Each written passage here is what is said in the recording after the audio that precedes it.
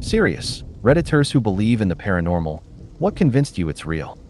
I'm an avid camper and multi-day hiker.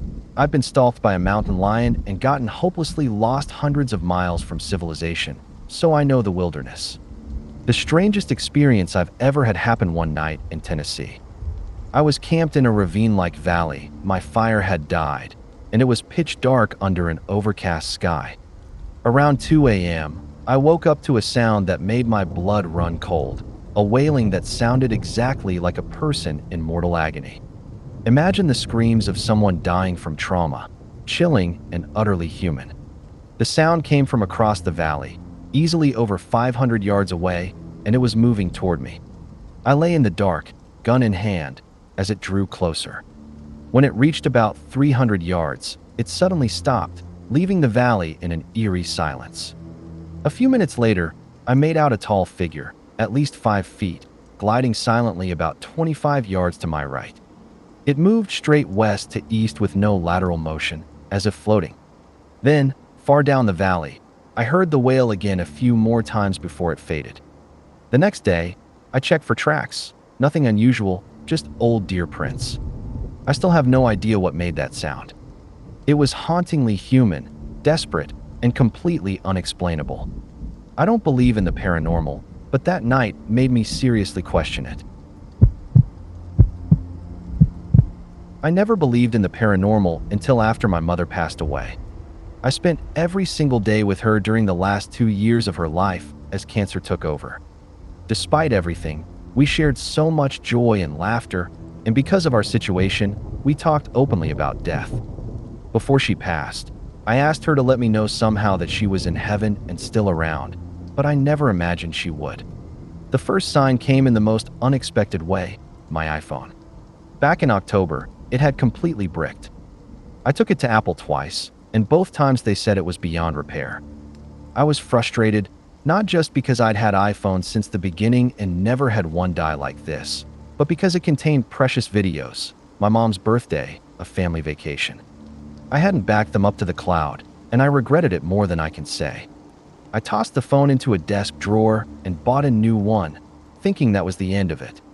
Then, the night of my mom's funeral, I was trying to edit a video tribute for her. Around 2 a.m., my old phone kept flashing Apple's "Enter your Apple ID" prompt. I entered it multiple times, and it kept popping up again, 10 times in a row. Then it hit me. I walked to my desk drawer, pulled out that same phone, and completely working. I swear on everything, it had resurrected itself. I recovered the videos, uploaded them to the cloud, and completed her tribute. To this day, that phone still works. That was just the beginning. I've always been scared of birds, and my mom knew it. A couple of weeks after she died, a woodpecker outside my window began pecking nonstop. Then on Mother's Day, I heard knocking at the window, and suddenly, little baby birds emerged from a flower pot. Seeing new life on that day filled me with a strange, comforting sense, and I knew in my heart it was meant for me. Since then, a gray dove appears every time I walk my dogs. I travel for work, and without fail, there's that same dove.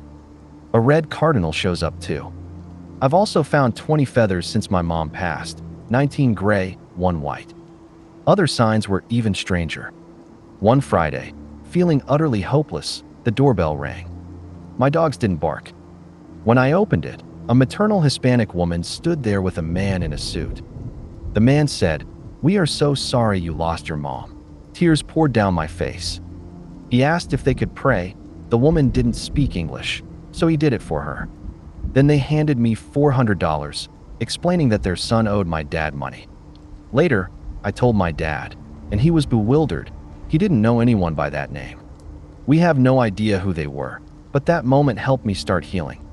Another surreal experience happened just last month in Estes Park, Colorado.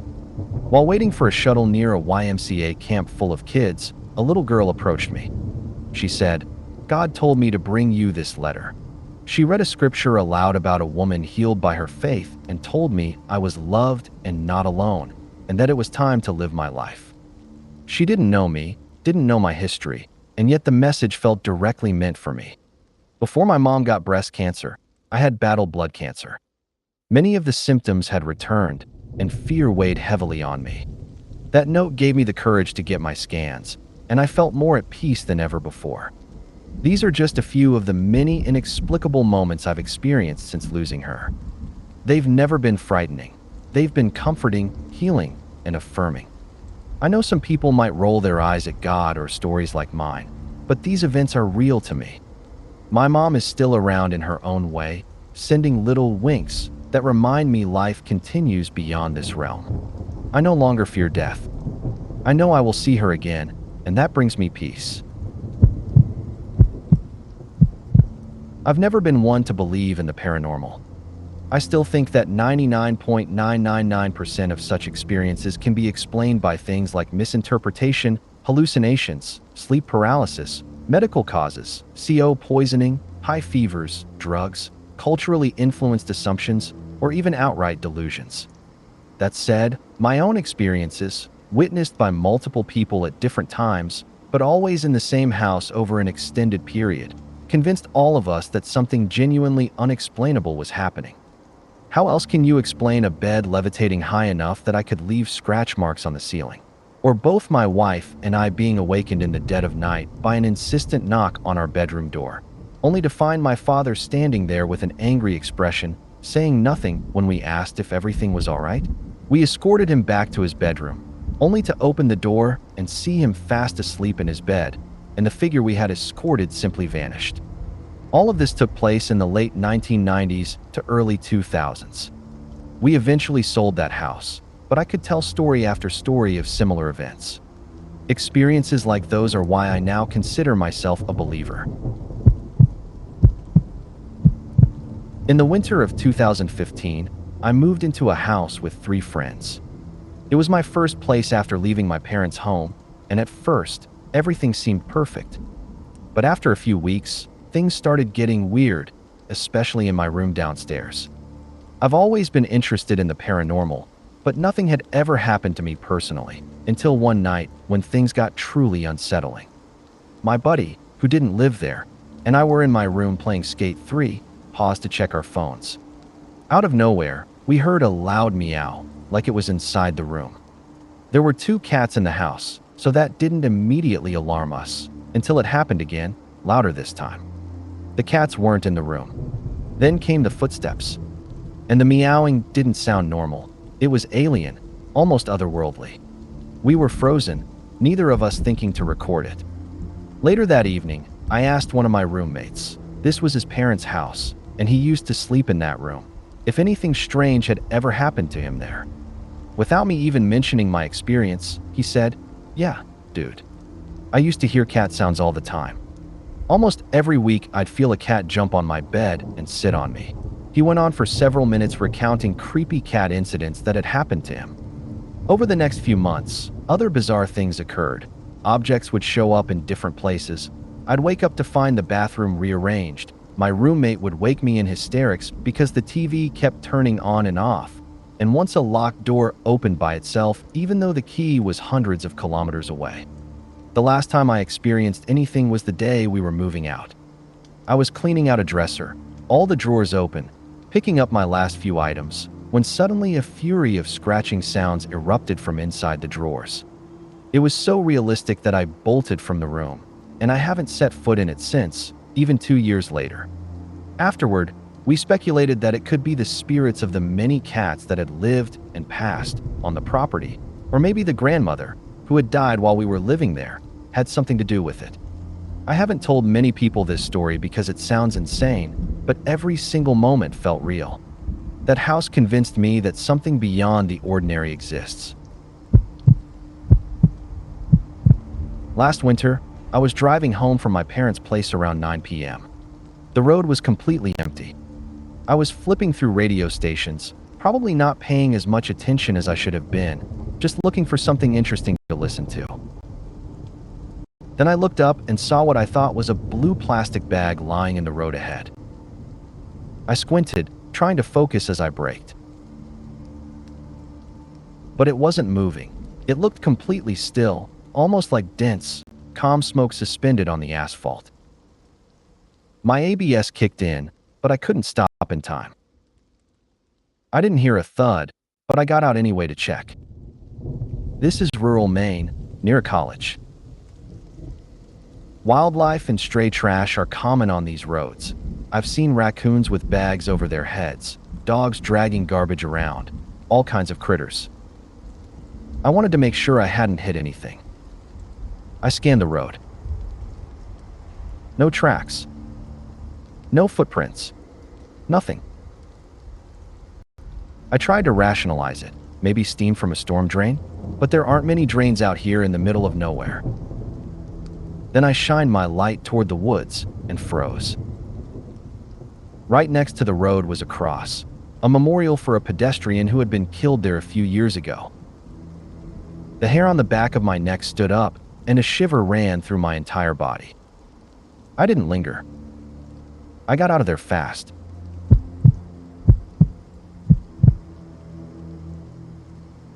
I don't really believe in the paranormal, but I'm open to the idea.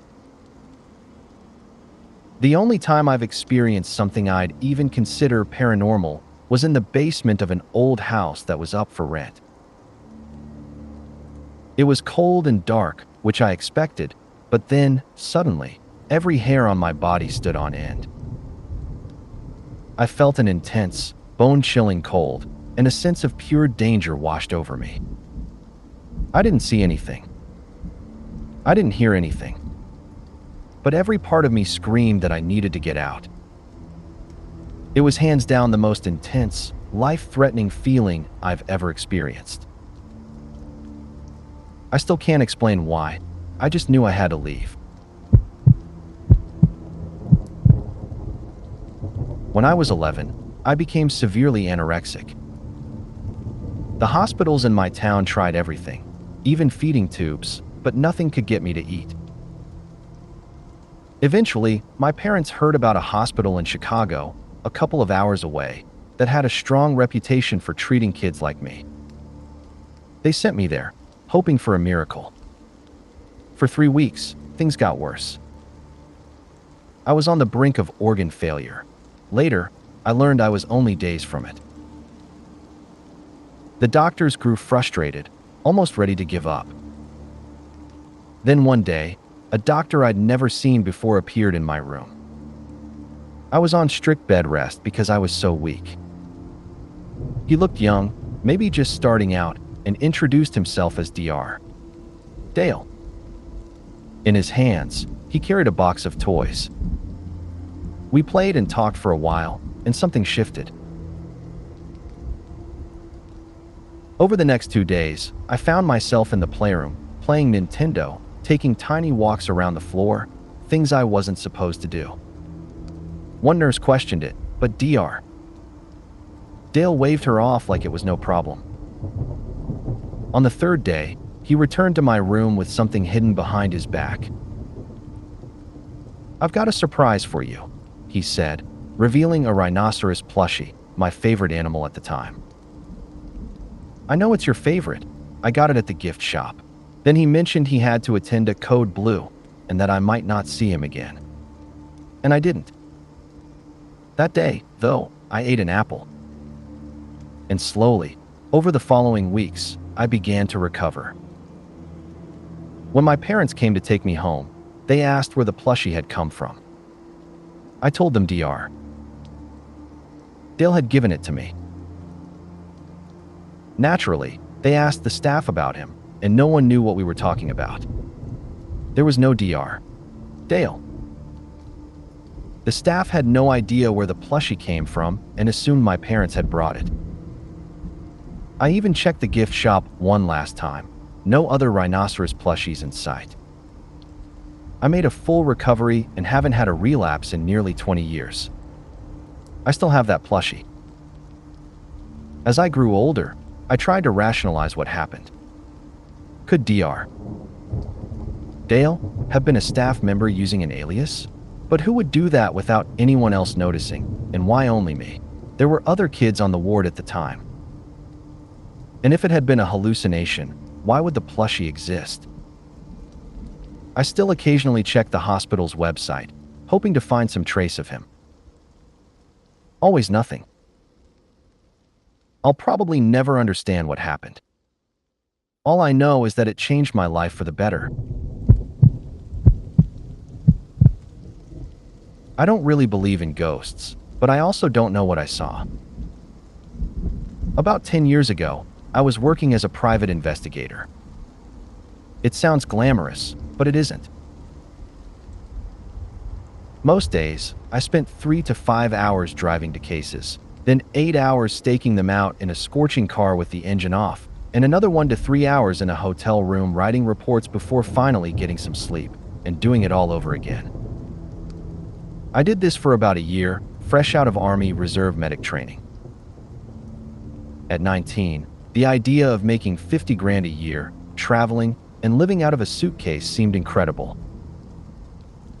One late night, I found myself driving along a twisting mountain road outside Taos, New Mexico. The road was narrow, lined with dense forest, and curved sharply with almost no places to turn off.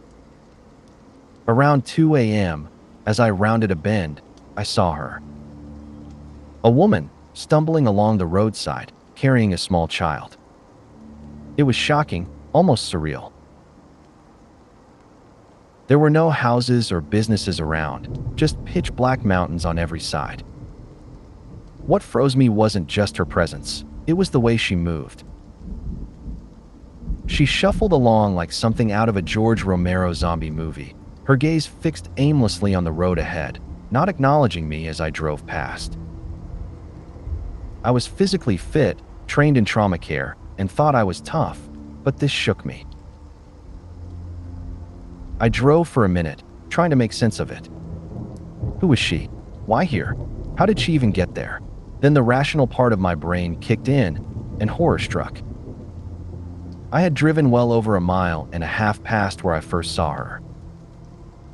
There had been no homes, no turnoffs, nothing. This made no sense. I couldn't ignore it. Maybe she was hurt. Maybe the child needed help. I was a medic. I had a duty to act. Swallowing my fear, I turned around. Half relieved, half horrified, I retraced the road. She was gone. I circled the stretch multiple times, scanning the shoulder, the forest, the guardrails. Nothing. Exhausted but determined, I got out and walked the 3-mile stretch in pitch black with a flashlight, yelling, listening to every snap of a twig. I was obsessed, part concern, part desperate proof to myself that I wasn't losing my mind. I didn't find her. Not that night, not the next morning, not after several more passes in daylight.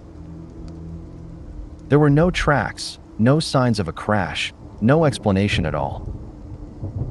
I haven't stopped thinking about it. I still don't believe in ghosts. I laugh at the shows with evidence, like floating orbs and shaky cameras. But I cannot explain the woman and child I saw that night. So if, by some impossible coincidence, someone stumbled along that mountain road outside Taos 10 years ago with a toddler in their arms, please tell me what happened, where you came from, and that you're okay. I've been haunted by it ever since.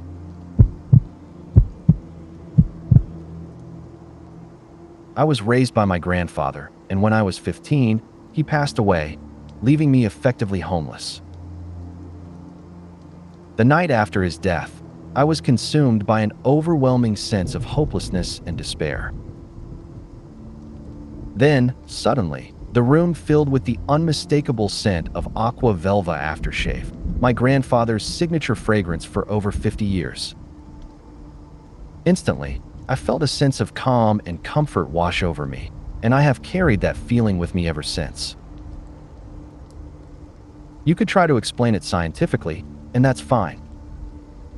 All I know is that, for me, it was the lift I desperately needed. When I was a kid, our family vacations were always about camping and hiking. Lots of hiking. Usually somewhere in Virginia, West Virginia, or Tennessee. We spent a lot of time in the Blue Ridge Mountains. Most of our hikes were day trips. up to the peak and back down before nightfall. One day, I was at the top of a mountain, climbing around some rocks just for fun. I wandered around a taller rock and suddenly noticed a man standing there, walking stick in hand, red shorts, white t-shirt. I was surprised. I hadn't seen anyone else up there. He smiled at me and said, "Careful, it drops off over here." Then he walked around the bend and disappeared from view. Curious, I followed and saw the steep drop, but the man was gone. Completely. I turned back, walked down, and met up with my parents. I told my dad what happened, and he said it must have been a guardian angel. I don't know what it was, paranormal, maybe, but it wasn't scary. Just a friendly warning. There was no one else on that mountaintop who looked anything like him, and he didn't walk past me to leave. It felt incredibly real, and to this day, I can't explain it. I was home alone in my shared house one day. I work weird shifts, so it was around 1 p.m., and I had just woken up. My housemates leave for work around 8:30 a.m. every day except weekends, so I'd been the only one in the house for hours. I walked into the kitchen, and as I crossed the room, the toaster lever suddenly flipped up, like someone had just pressed it down. The toaster had never done this before, and it hasn't since. My dad had passed away a few months earlier, and I like to think that was him, saying hello in his own quiet, harmless way.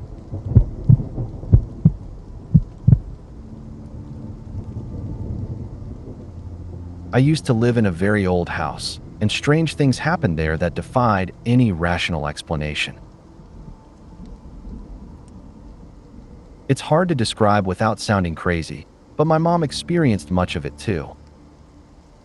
Doors would open and close on their own, sometimes slamming shut with no one around.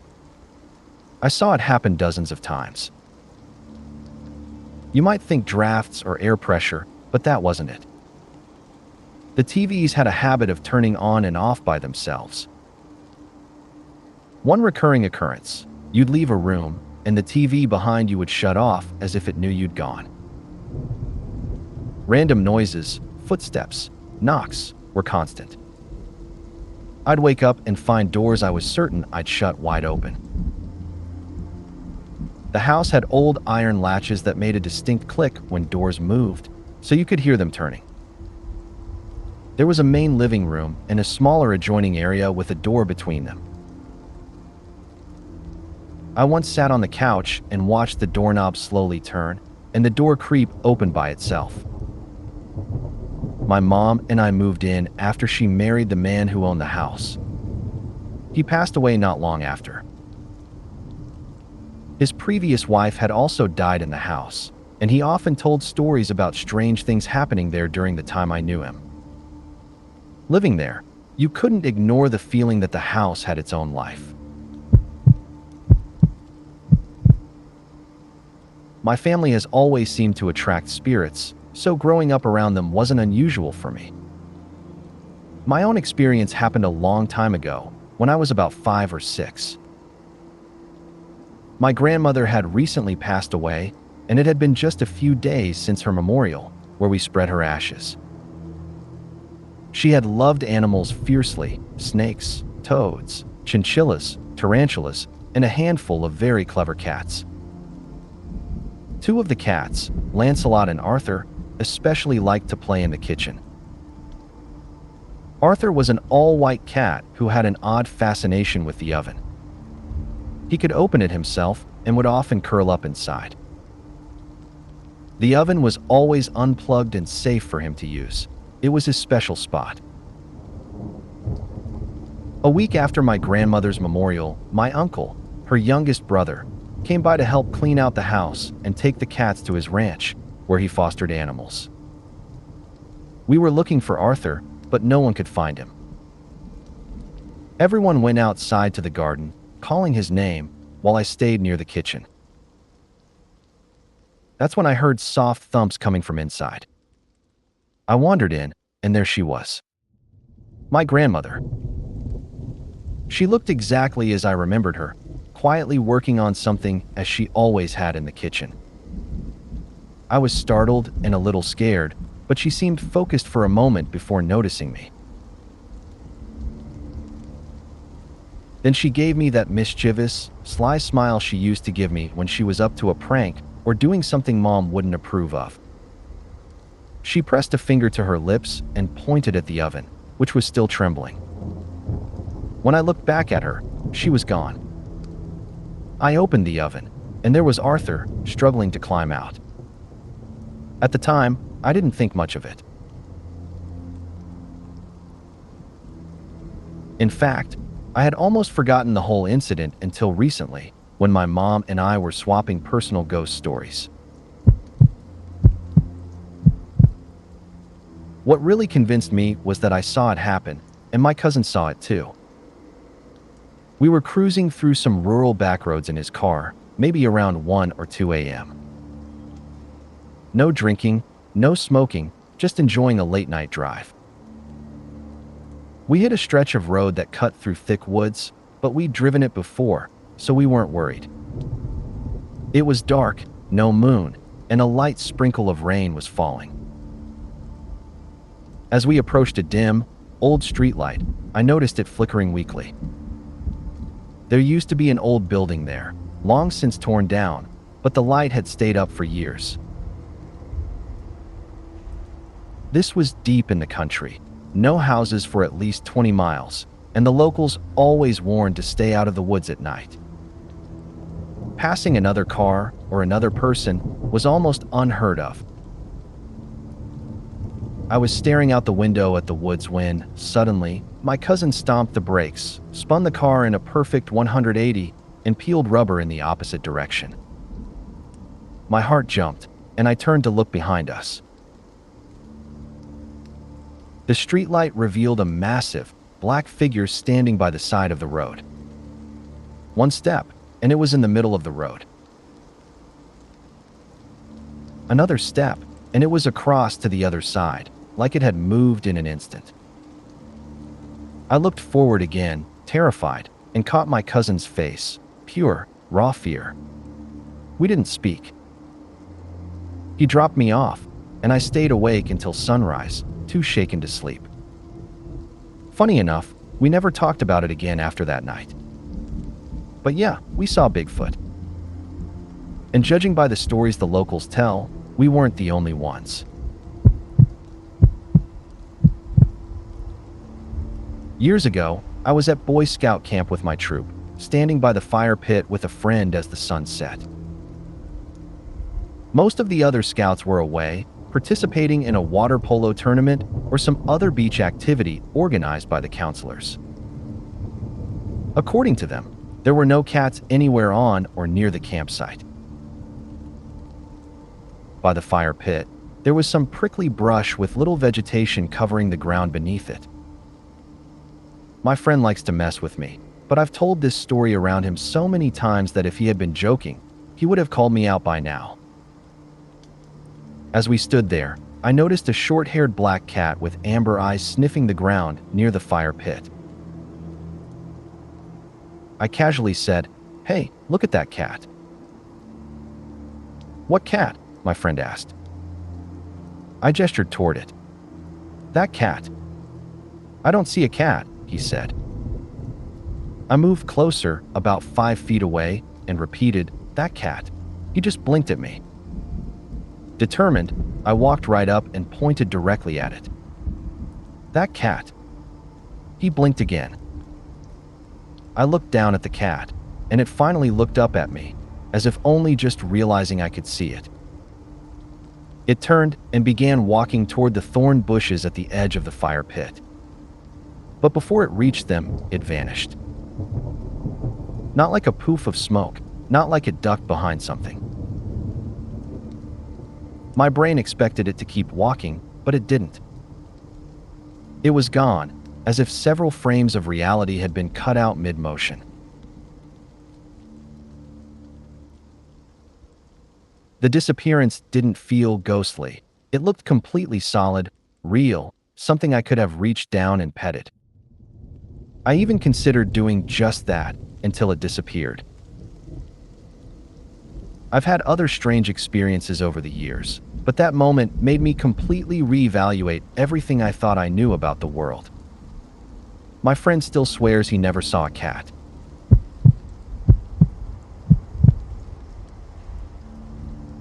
I was at a party, pretty stoned and drunk, when I asked a friend to take me home. She had a friend of hers drive me, someone I'd never met before. During the ride, I suddenly told her to pull over because her grandmother wanted to talk to her. She complied, and I began delivering messages from her grandmother, who had been dead for about 2 months. I even gave her initials of men her grandmother wanted her to stop seeing. I had never met this girl, and I probably never will again. What scared me the most was how it happened. I felt completely conscious, fully in my body, yet it was like thoughts were being dropped into my head and the words were just coming out. No effort, no control.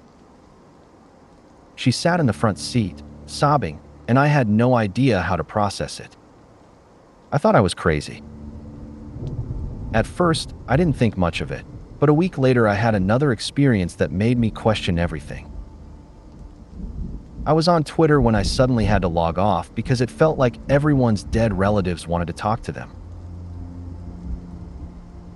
Later, I went to dinner with a friend and told her things about her dad, details only someone who knew him intimately could have known, like how he used to sit in the corner of his favorite bar drinking tequila. Then, while eating lunch on a patio, a man walked past me on the sidewalk. I suddenly blurted out that his Aunt Rose wanted him to change the light bulb in his mother's closet. He stopped, started crying, and thanked me. I looked up the symptoms for schizophrenia afterward, convinced I must be losing my mind. But there was no way I could know a dead aunt's name, how she had died, or about the light bulb, especially about a stranger I literally pulled off the street. I haven't had an experience like that in years. Part of me misses it, because I was able to bring closure to people. But it was terrifying, overwhelming, and made me question my sanity like nothing else. After a night of heavy partying, my boyfriend and I were taking an afternoon nap when a sudden, loud knocking jolted us awake. He told me to ignore it, but the knocking didn't stop. I got up to answer the door and froze. Right in front of me was a figure straight out of a nightmare, tall, draped in a long black coat with a huge hood. I couldn't see a face, just a dark, empty void where one should be. And then it spoke, in a voice so low it seemed to vibrate through the room. "Who are you looking for? I'm right here." The next thing I knew, I woke up fully in my bed, terrified, with the sense that I had just glimpsed another dimension. Everything felt surreal. The covers were perfectly tucked around me from my feet to my head, and I definitely hadn't done it myself. The next day, my sister came over and asked, "Why do you have a Doberman Pinscher in your kitchen? Are you watching someone's dog?" I've never owned a dog. I still don't know what I experienced. Did I somehow escape death? Was it a warning? Or had I seen something beyond our world?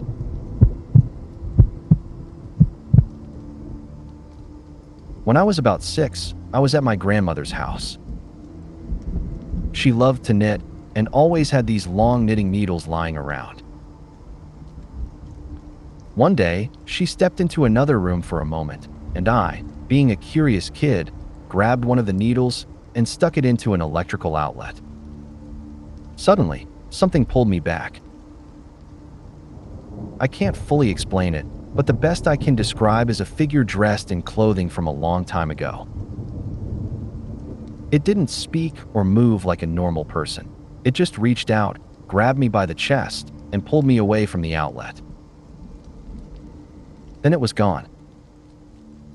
The needle had melted from the electricity, but I was otherwise unharmed. Between my tears, I told my grandmother what had happened. She just nodded and smiled softly, saying she thought it must have been an angel watching over me.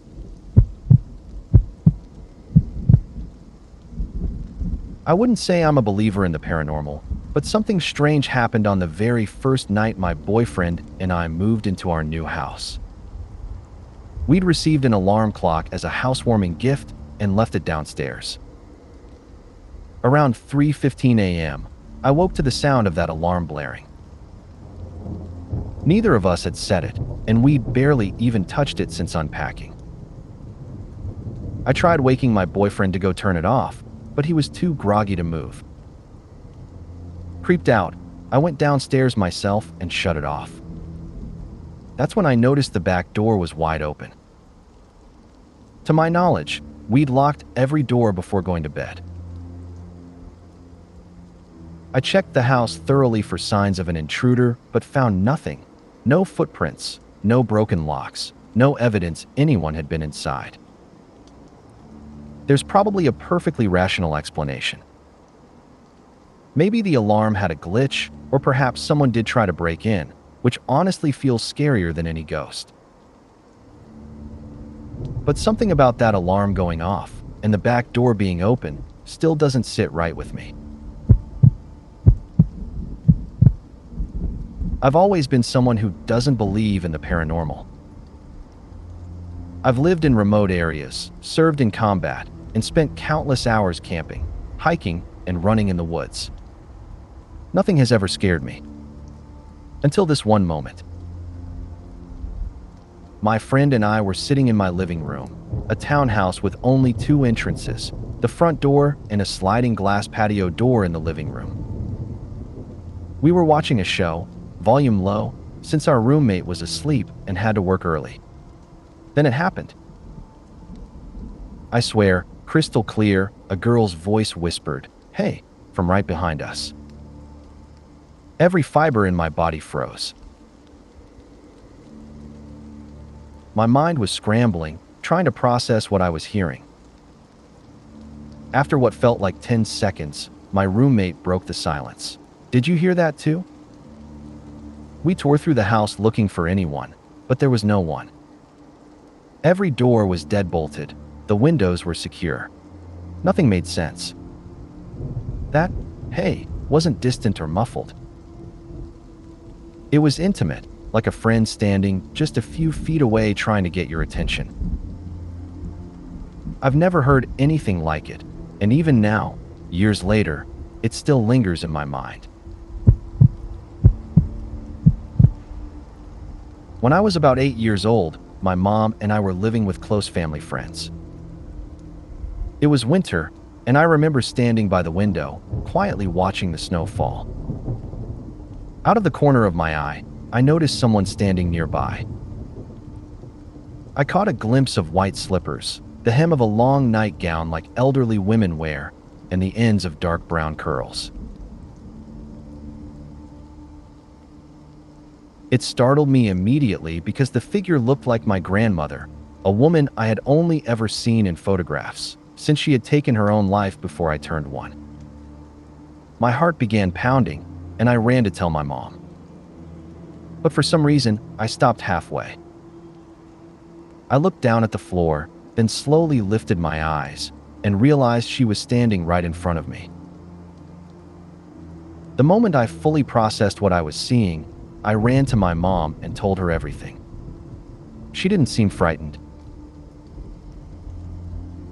Instead, she told me that my grandmother had been very close to her, and that maybe she was watching over me because we were going through a difficult time.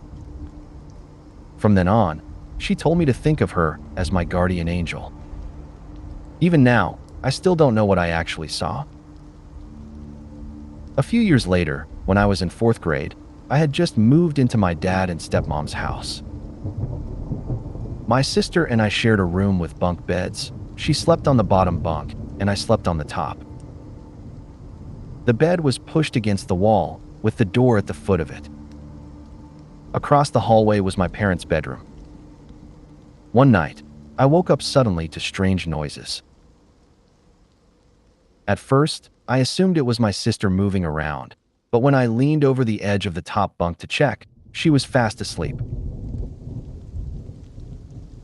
Something made me look toward the open doorway and into the hallway beyond. I carefully shifted down toward the foot of my bed and peered through the frame, facing my parents' door across the hall. I lowered my gaze to the floor, and that's when I saw it. There was something there. A pitch-black figure, shaped like a person, crouched low against the ground. I don't know how long I stared at it, but somehow it seemed to notice me. In an instant, it moved, scuttling quickly across the floor. It rushed toward my bed, climbing up the bunk ladder. After that, everything went black. The next thing I remember is waking up in the exact same position the following morning. To this day, I can't explain what I experienced, and I still wonder what it might have been.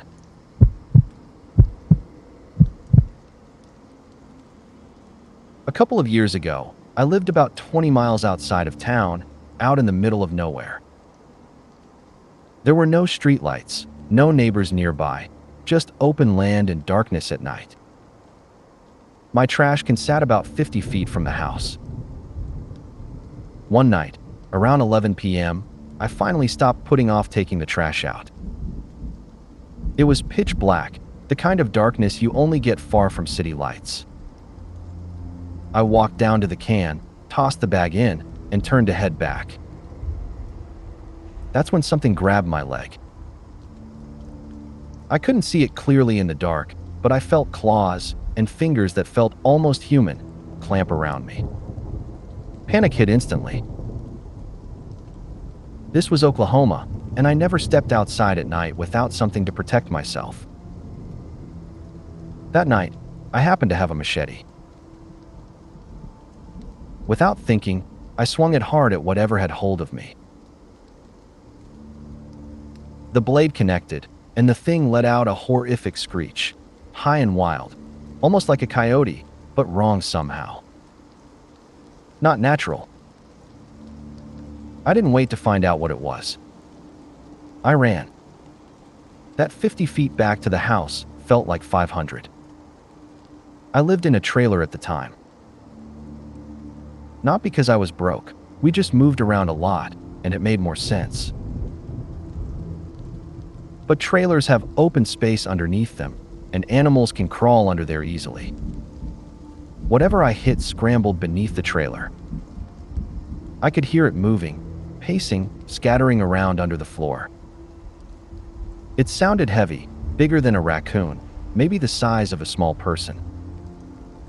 The noises it made were awful, echoing up through the metal and wood. It terrified me. I'm almost grateful it was too dark to see its face. I don't think I'd want to know what kind of thing grabbed me out there in the dark.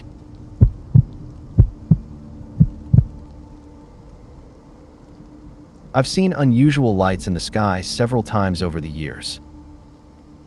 I'm really into astronomy and telescopes, and I've spent countless nights staring up at the sky. I also do a lot of night fishing on the beach, which means even more time watching the stars. I probably spend more time looking up than the average person, so I'm pretty familiar with what's normal. The strangest experience by far happened while I was night fishing in Myrtle Beach, hoping to catch redfish or maybe a small shark. It was around 10:30 p.m., and I was alone, sitting in a beach chair in near total darkness. Out over the ocean, I suddenly saw an orange light streak across the sky, from one edge of my peripheral vision to the other, in less than a second. It crossed the entire visible sky almost instantly. My immediate reaction was pure shock. I tried to rationalize it, thinking maybe my eyes were playing tricks on me. But then it happened again, and again. Over the next hour, I watched what felt like a full-blown light show. Bright orange lights shot straight up from the horizon into the sky, others dropped down toward the ocean, and some moved in ways that just didn't make sense. The speed and direction changes were unlike anything I've ever seen.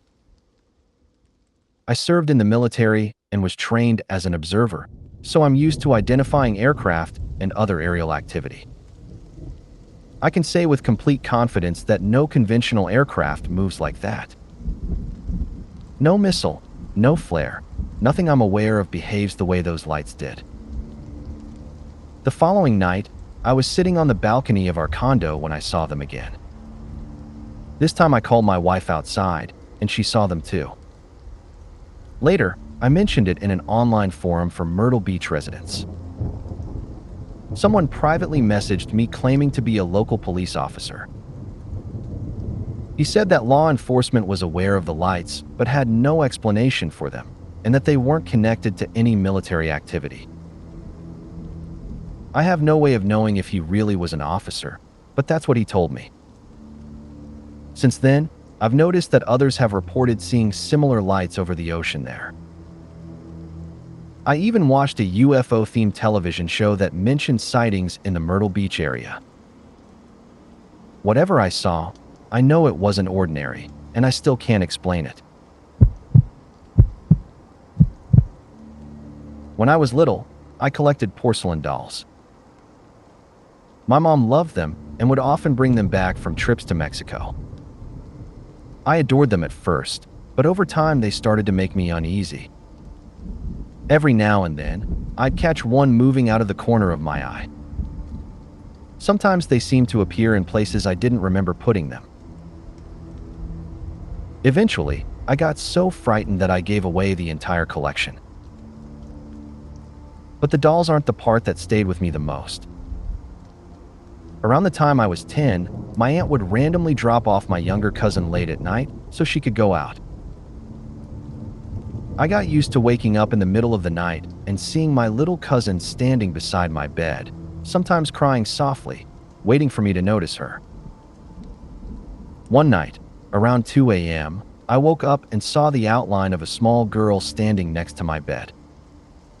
She had long, curly hair. Half asleep, I assumed it was my cousin again. I spoke to her gently and told her to climb into bed with me. But she didn't move. She just stood there, completely still, facing me. Eventually, I drifted back to sleep, still thinking it was my cousin being quiet for once. The next morning, I went into the kitchen looking for her. I asked my mom where she was, and that's when my mom told me my cousin had never come over that night. A few years later, strange things were still happening in the house, enough that my mom decided to bring in a woman to bless it. I remember clearly the moment the woman stepped into my bedroom. She stopped abruptly, looking around the space, whispering prayers under her breath. Then she turned to my mom and asked, "Have you ever had a daughter who passed away?" I immediately said no, I was her only daughter. But my mom went quiet and explained that before I was born, she had miscarried a baby girl. The woman began describing her, saying she had curly hair like mine, that she liked dolls, and that she often came to visit me. I don't know what to believe. I just know that I wasn't always sure I was alone in that room.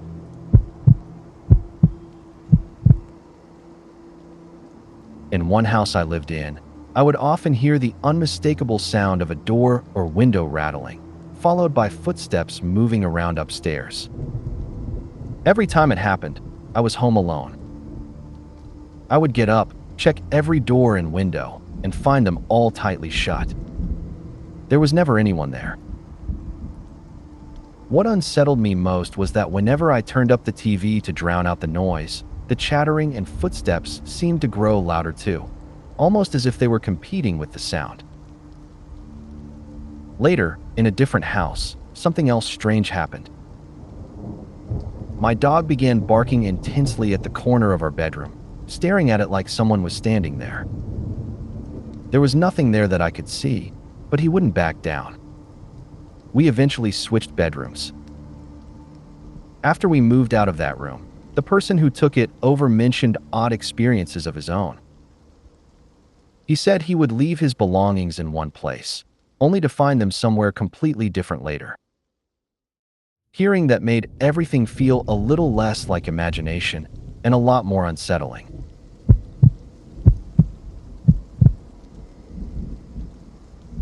One night, as I was drifting off to sleep, I suddenly had the strong feeling that something was watching me. It was the kind of awareness that makes your skin prickle. Slowly, I turned my head toward the corner of the room. That's when I saw it. There was a shadowy figure standing there, just a head and torso, no visible arms or legs. I couldn't make out any clear facial features, but I could feel its gaze fixed on me. It wasn't moving. It was just staring. Oddly, I was too tired to react the way you'd expect. I didn't scream or jump up. I just muttered, "Oh my God," under my breath. And then it vanished. I know it wasn't sleep paralysis because I could move freely the entire time. Over the years, there were also moments when I'd hear faint breathing sounds in my room while I was alone. Still, I usually ignored it. Sleep has always been my top priority. A few years later, a feng shui master visited our home. After looking around, he told my dad that a light should be installed outside my bedroom because the area outside my room was too dark. I never told him what I'd seen, but his comment stuck with me. My grandfather co-owned the Golden Lamb Inn for most of my childhood. It's known as the oldest hotel in Ohio, and over the years it's hosted some incredible guests, including 12 U.S. presidents, Mark Twain, and Charles Dickens. The place is steeped in history, and with a building that old, there have naturally been many deaths within its walls. I spent a lot of time there growing up. When your grandpa helps run a famous historic hotel, and the kitchen staff slip you warm dinner rolls, that's where you hang out. It felt like a second home to me. But with all that history came stories. Over the years, I experienced what I can only describe as classic ghostly activity. Unexplained footsteps echoing down empty hallways, small objects shifting when no one was nearby, and the constant feeling that you weren't entirely alone. Guests would share their own strange encounters, and family members had stories too. After years of hearing, seeing, and experiencing things in that old building, I've come to one firm conclusion. I truly believe ghosts are real. I used to roll my eyes at anything paranormal.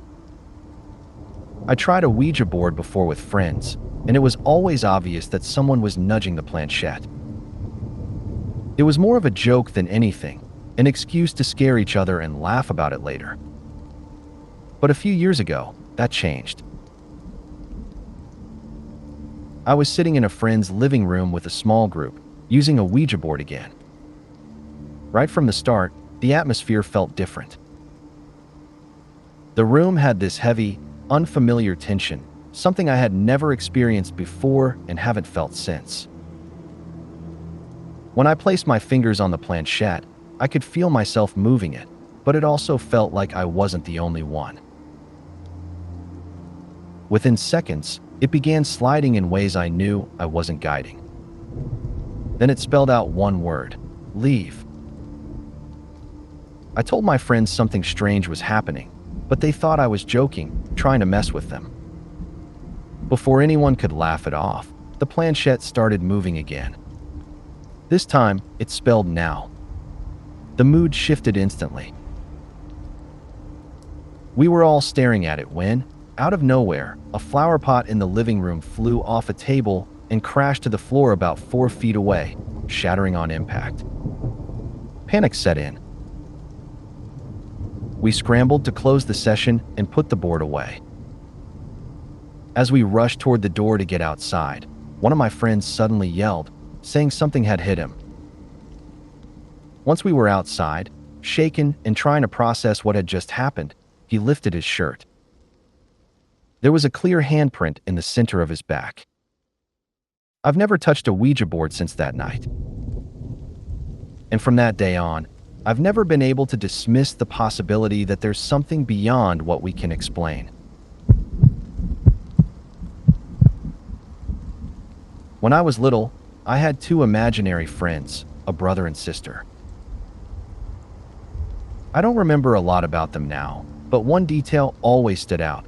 The girl had one arm that looked see-through, like a typical ghost arm with a faint outline. My dad still talks about how I used to play with them and describe them in detail. Years later, my dad's girlfriend moved in with her young son. Not long after, he began talking about two kids he played with, a pair of siblings. He described them clearly, even mentioning that one of them had a water arm. He also said they protected him in his room. The unsettling part, that room had once been my playroom. As a child, I hated being in that room with the door closed. Even as a teenager, it made me uneasy for reasons I could never explain. I just felt scared in there. Other people who stayed over the years said they didn't like sleeping in that room either. There were a few minor incidents, the door opening or closing on its own, but as adults, we brushed those things off. What really stuck with me was that this little boy also refused to sleep in there. He would sneak out to the couch most nights, clearly uncomfortable in that space. And somehow, without ever hearing my childhood stories, he described the exact same imaginary friends I once had, right down to the sibling dynamic and the strange, see-through arm. I can't explain it. But the similarities were too specific to ignore. At the end of last year, after my marriage broke down, I had to move back in with my mom. Her house was built in the late 1900s, in an area where many of the surrounding homes had been rebuilt after bomb damage during World War II. It's an old place with a lot of history. That period of my life was brutal. I was newly single, a recovering alcoholic, a single mom, and working full-time at a funeral director's. Strangely, I could stay late at work alone in the cold room, preparing people in their coffins without feeling afraid. But going back to my mom's house filled me with dread. The atmosphere there just felt wrong. For years, my mom had said the house was haunted by a woman she called Mary. She once claimed she woke up on Christmas Eve to see a woman in a 1940s-style tea dress standing in her room, looking out the window. Back when my ex-husband and I were still together, we'd stayed there one Christmas and filmed our little boy wandering upstairs. In the footage, there were strange lights that seemed to follow him. The staircase led to two rooms at the top, my mom's bedroom on the left and a spare room on the right. The bathroom was downstairs, off the kitchen. I'd always brushed off Mom's stories as dramatics. But once I moved in and started spending nights there alone while she worked her nursing shifts, things began happening to me. I would wake at 3 a.m. to my bedroom door slamming open. I'd hear footsteps downstairs when no one else was home. The cupboard under the stairs would creak open on its own. My son's toys would start making noise in the middle of the night. Despite spending most of my days around death, I felt terrified there. The energy felt oppressive, heavy. So I did what any overwhelmed 25-year-old might do. I hid under my duvet until Mom came home at 7 a.m. A few weeks later, I was sitting on my bed scrolling through Tinder when something struck me and clattered onto the wooden floor. It was one of my knitting needles. It had been stuck in a ball of wool across the room. I still can't explain how it could have flown that far. In January, after losing my job, everything collapsed. I overdosed in the spare room, 360 tramadol tablets, other medication, and a liter of vodka. I survived, though not without consequences. While recovering, I was sitting in the lounge trying to read when I saw someone peek around the doorframe. The staircase is directly behind that doorway, so it looked as though someone was standing on the stairs, leaning forward to look at me. Mom was asleep after a shift, and her bed is noisy enough that I would have heard her get up. The figure I saw was unnaturally white. By April, I'd moved into my own flat and couldn't wait to leave that house behind. Too many painful memories and the constant feeling that I wasn't welcome there. One day, I stopped by Mom's to pick up some pots and pans my Nana had left for me on the dining table. While I was there, I noticed Mom had brought in the old grandfather clock her grandfather had made, the one that used to chime every 15 minutes, though the mechanism had long been broken. As I picked up the pans, the clock suddenly chimed loudly. I bolted. Later, I mentioned to Mom that the clock looked nice, but the chime was a bit creepy. She stared at me and said it couldn't have chimed. It didn't even have the weights or pendulum installed. My Nana and my uncle have both stayed at that house and experienced strange things too.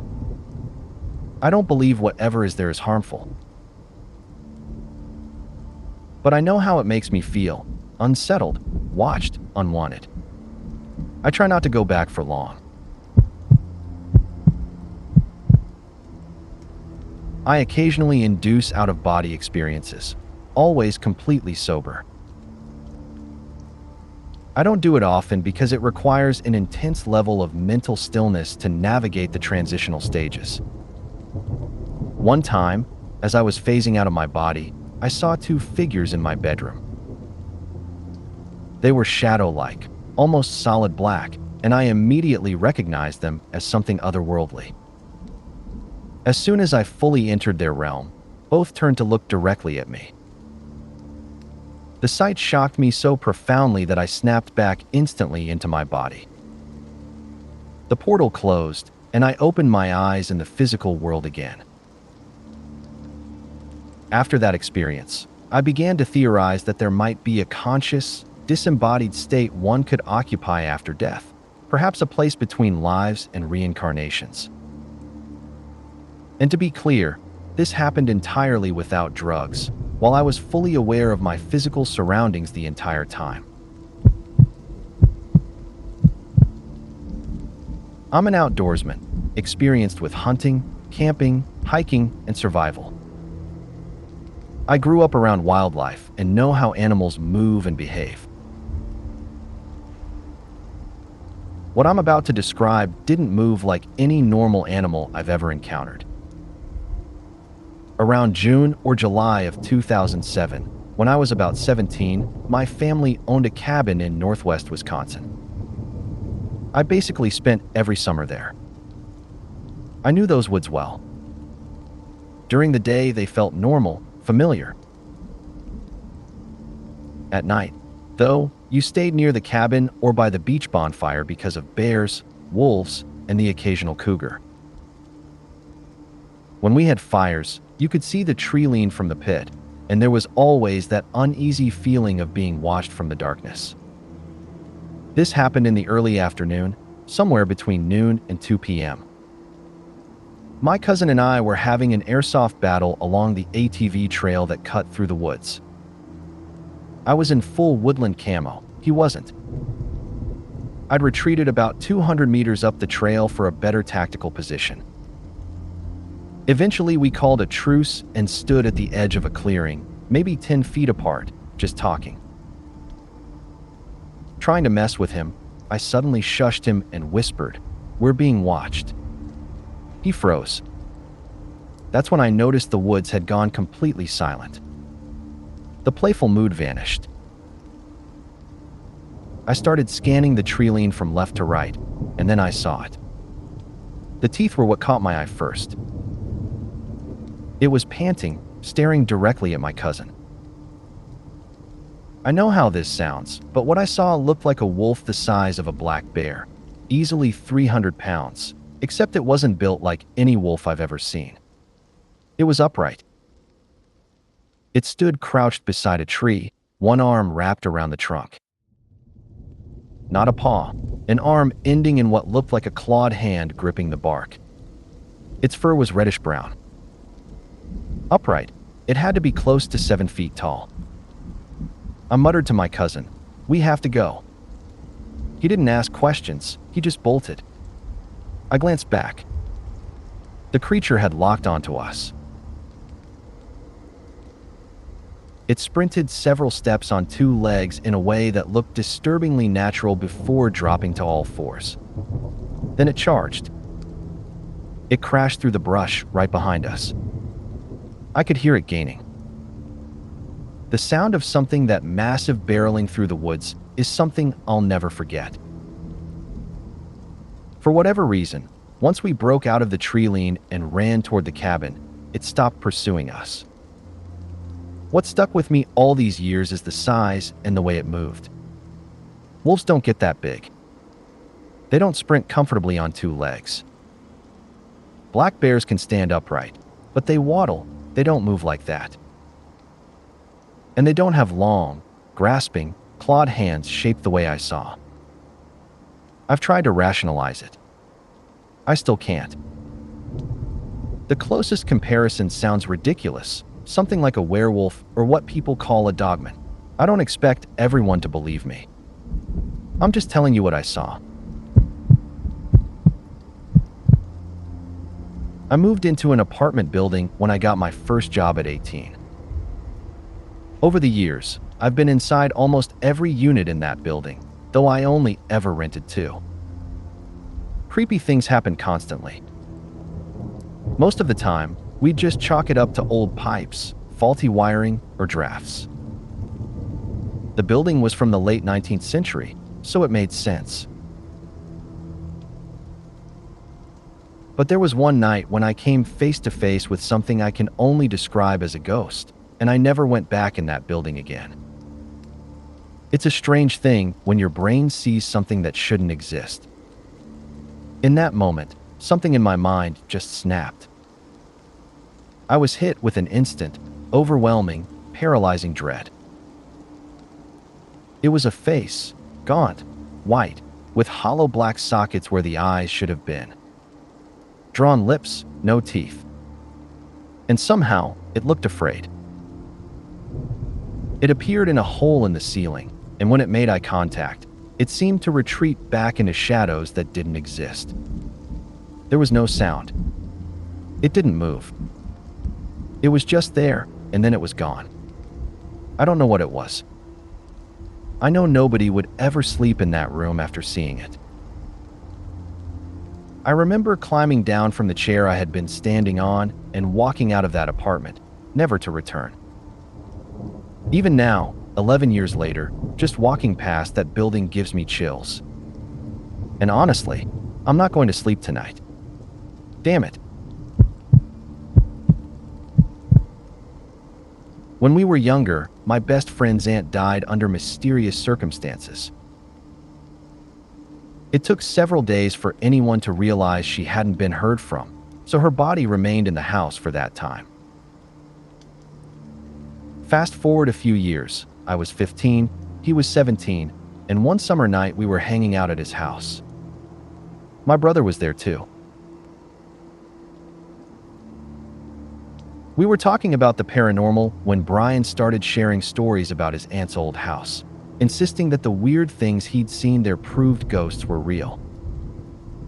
Eventually, he convinced us to drive down and check it out ourselves. About 45 minutes later, we arrived. The house had been abandoned for nearly 10 years, overgrown with weeds and tall grass.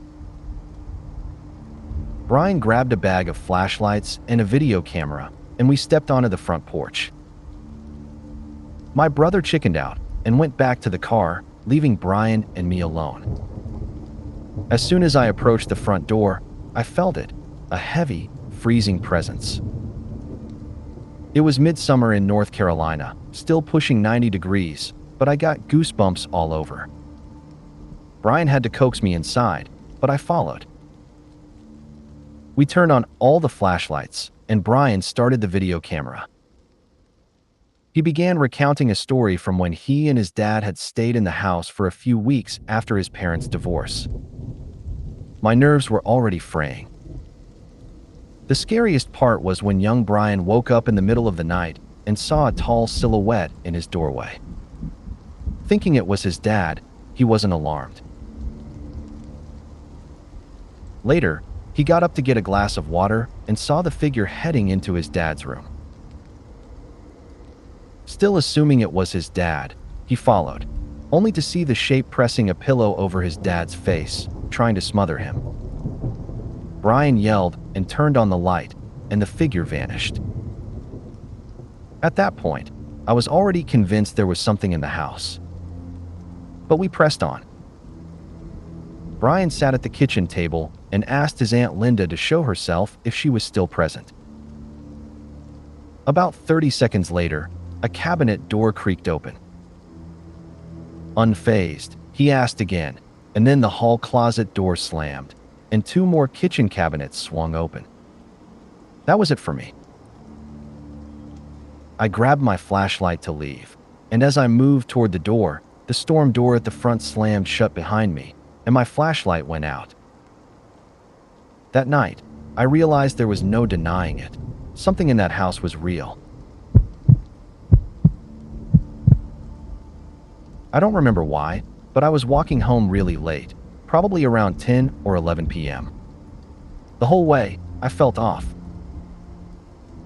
Not just a little uneasy, but an inexplicable gut feeling that something was wrong. As I walked down the main street, I caught movement out of the corner of my eye. There were people there, but something about them was wrong. They weren't moving, just standing completely still, almost unnervingly so. I quickened my pace, making sure not to look at them directly. When I finally reached the bottom floor of my apartment complex, I felt a small relief, at least for a moment. For security, there's a camera in the corner that captures the street and the area outside the gate. Once you enter the code to get in, the live feed displays on a monitor so you can see the street for about 500 meters. I glanced at the screen, and the street was empty. Every figure I had seen walking down the road, gone. My stomach dropped and my blood ran cold. To make it even creepier, this happened on Qingming Festival.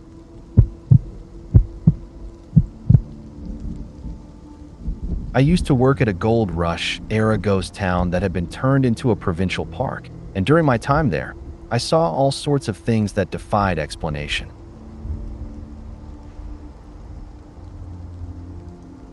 I would hear footsteps and conversations coming from floors above me, doors opening and closing on their own, and experience strange lights, smells, and inexplicable feelings.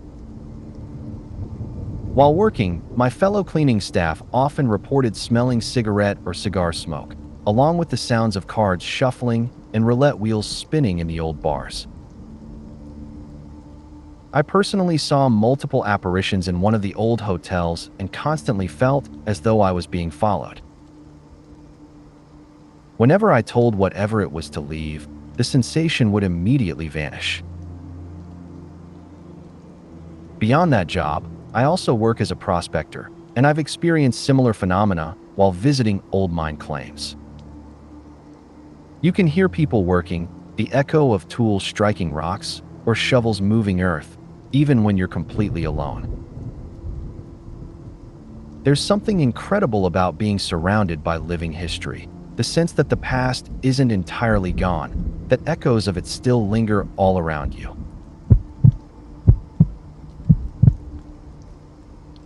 I've never experienced anything myself, but here in Indonesia, there are so many paranormal stories that it's hard not to believe. Restaurants claim that sometimes something orders food on its own. People have been found with nails, hair, and other strange objects inside their stomachs. Cars and buses are occasionally discovered abandoned in the middle of forests for no apparent reason. One of the most infamous incidents happened in East Java. A car collided with a normal-sized tree, and everyone inside was killed in a gruesome way.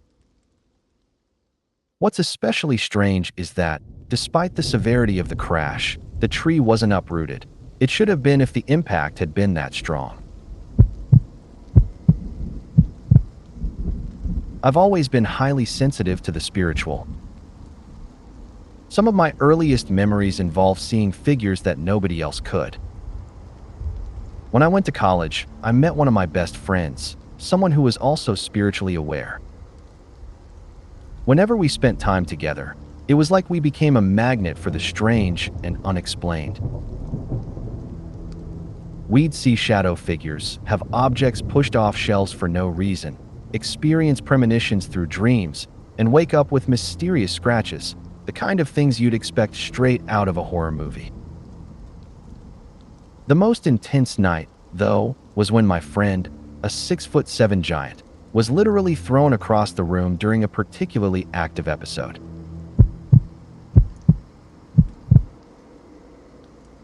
I don't really believe in the paranormal, but I do think that some things labeled as paranormal are actually real scientific phenomena. Things like glimpses of the future or feeling when someone far away is in danger. I believe these are possible. If the NSA had the right data, I'm convinced they could confirm that people with a strong bond can sense when the other is in trouble, even across hundreds of miles. I've experienced something like this myself. I was going through a rough time when, out of nowhere, one of my exes emailed me to check on me. My mind was blown. She wrote, "I feel like you're not okay. Are you okay?" I think of it as universe crosstalk, the idea that many aspects of our future already exist and we experience them with a slight delay. So what seems paranormal is actually natural, but confirming it would require the kind of surveillance and data analysis that an organization like the NSA could provide. If I had access to that kind of power, I'd use it to explore all sorts of scientific possibilities. Not exactly ghostly, but it completely made me question everything I thought I knew. When I was around 6 or 7, I was walking down a brick path with a woman who spoke to me in French. I had never seen her before. She told me to sit on the edge of a fountain and wait while she bought produce from an old-fashioned fruit stand. I obeyed and sat on the stone edge. Looking down, I remember my clothes clearly: a white button-down shirt, a khaki vest, khaki pants, and polished leather shoes. Next to me was a small wooden plane, which I picked up while humming Frère Jacques in French. I knew I was speaking French perfectly, even though I had never studied it or heard it before. Halfway through the song, people started running past me, all in one direction. Looking up, I saw soldiers firing at innocent bystanders. I frantically searched for the woman I had been with. She was gone. Suddenly, I fell into the fountain. The water around me turned red, my ears rang, and everything grew cold. Then everything went black. The next thing I remember, I woke up in my own bed, feeling as rested as I ever had. I chalked it up as a strange dream, though the details haunted me: the clothes, the wooden plane, the fact that I spoke French. Later that day, I was humming Frère Jacques while playing with my train set, perfectly timing it so my mom could hear. She listened from outside my room and asked where I had learned the song. I told her it was a dream, and she just thought it was odd and moved on. About 5 years later, while talking about strange dreams with my mom, she brought it up again. She admitted she had been secretly mortified at the level of detail I remembered. At 6 or 7, I had told her the French words for fountain and cit, even though I had no exposure to the language. Then, 3 years after that, I was looking for images for a presentation on D-Day. I came across a photograph of a war-torn plaza that looked exactly like the place from my dream. My blood ran cold, my heartbeat seemed to stop. Every detail from the dream, the sights, the sounds, the smells, flooded back. I felt something shift deep within me on a spiritual level. My mom was told many times that I was an old soul as a child. I've never had another memory like that, but after that experience, I would be the last person to question it.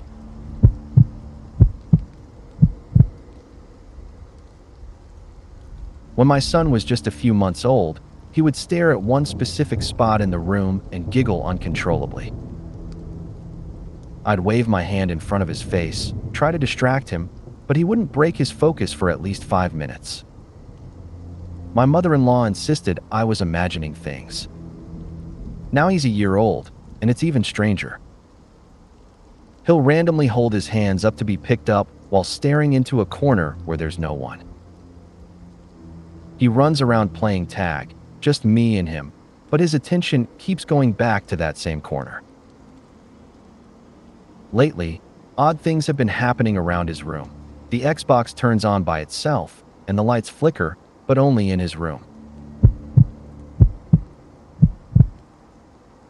I have a lot of stories from my mom's house, but the one that sticks with me the most happened when I was 12. It was around 8 p.m., and I went down to the half-finished basement to grab something. As I walked from the finished part of the basement into the unfinished section, I fumbled around trying to find the light switch for the back room. When I finally flipped it on, I froze. About 3 feet to my right, a young boy, maybe 4 years old, was standing there, staring straight at me. The terrifying part? He was completely gray, with glowing red eyes. He didn't say a word, but his face twisted into the most evil expression I've ever seen. I didn't hesitate. I spun around and ran up the stairs as fast as I could, never looking back. One time, I went to my abuela's house before a party and saw my baba sitting on the front porch, smoking a cigarette. Curious, I asked my mom, did Baba usually sit on the porch and smoke like that? She looked at me and said, yes, he normally did that before a party while waiting for the guests to arrive.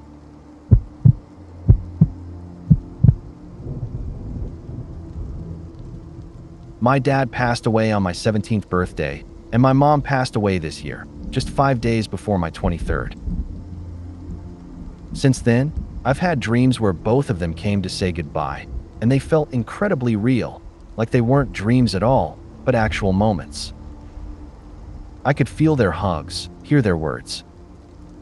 I've always been interested in the paranormal. We used to live in one of the oldest houses in our Philadelphia neighborhood, and that curiosity has been with me for years, but those dreams really cemented it. After my mom passed, I dreamed she came to say goodbye, and she had my old cat, Mao, with her, the one that died when I was 8. I hadn't thought about that cat in years, and seeing him there hit me hard. When my dad passed, I dreamed he hugged me and told me it was okay to be sad, but that I needed to be there for my mom, and that I was going to grow up to be a good man. Thinking about both of those dreams makes me really sad, but it also makes me feel a little closer to them. It's strange, but comforting in its own way. Sorry to ramble, and I'm truly sorry for your loss. A long time ago, when I was about 15, I went over 72 hours without really sleeping or eating much. I had been trying to crash on the streets of Baltimore, but twice, just as I was about to nod off, someone came too close and stared at me. Each time, I jolted awake, terrified, clutching my little pocket knife all night in a deserted parking lot. I didn't have any money, so eventually I made my way on foot to my cousin's house just outside the city. When I arrived, my older cousins, more like my parents' age, were surprised but just invited me in, then went back to whatever they were doing: cooking, cleaning, working. I headed for the couch, where my younger cousins, 3 of them, ranging from just under my age to 7 years younger, were sitting. Somehow, I ended up watching Winnie the Pooh with them. But it wasn't like any version I'd ever seen before. It was dubbed, or maybe performed, in some language I couldn't identify. I had grown up around Spanish, French, Portuguese, even Khmer, and I could recognize the rhythms of familiar languages. But this was something else entirely. The cadence, the way it sounded, it was alien, yet oddly familiar. Exhaustion finally took me, and I fell asleep sitting upright on the couch. The next day, when I asked my cousins what language we had been watching the night before, they all stared at me like I was insane. Apparently, I had been watching some live-action show, not animated at all. Even now, years later, I can still hear the rhythm and cadence of that strange language in my head, as clear as it was that night. I'll never forget it.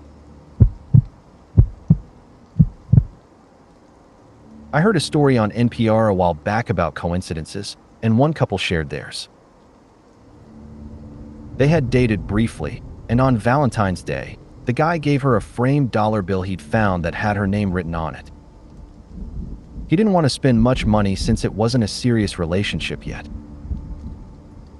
She gave him a funny look, and when he asked what was wrong, she just said, "I'll tell you some other time." Years later, they're married and moving, and he digs out the framed bill and asks her about it. She explains that when she was around 16, she worked as a cashier and was feeling down about a boyfriend. On a whim, she wrote her name on a dollar bill and thought, "Whoever finds this will be the man I marry." She was convinced it was the same bill he had given her all those years later. A moment of true-life coincidence that's almost too perfect to believe. One afternoon, I was home alone. I got up to use the bathroom, and as I opened the door, a bright, unmistakably girlish giggle sounded right beside my ear. It was so clear and sudden that it froze me in place. My heart started racing, and a chill ran through me. I was too scared to stay by myself after that.